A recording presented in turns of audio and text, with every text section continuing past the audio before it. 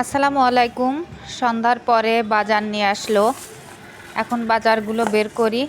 এটা তো ইলিশ মাছ, কাঁচামরিচ, পেঁপে দেখা যাচ্ছে, কচুরলতি আর একটা পলিথিনের ভেতরে।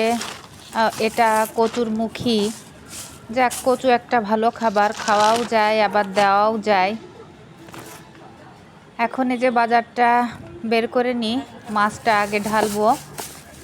এক হাত মাছের সাইজটা আবার একেবারে খারাপ না, একদম ছোটও না একদম বড়ও না। মাছ কুটে নিয়ে আগে মাছটা এই যে কুটতে বসে পড়েছি। আজকে মাছ কোটা পর্যন্তই থাকবে।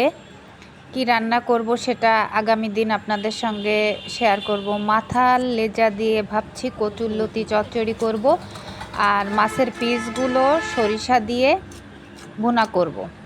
কেমন হবে বলেন তো? সবাই ভালো থাকবেন, আমাদের জন্য দোয়া করবেন।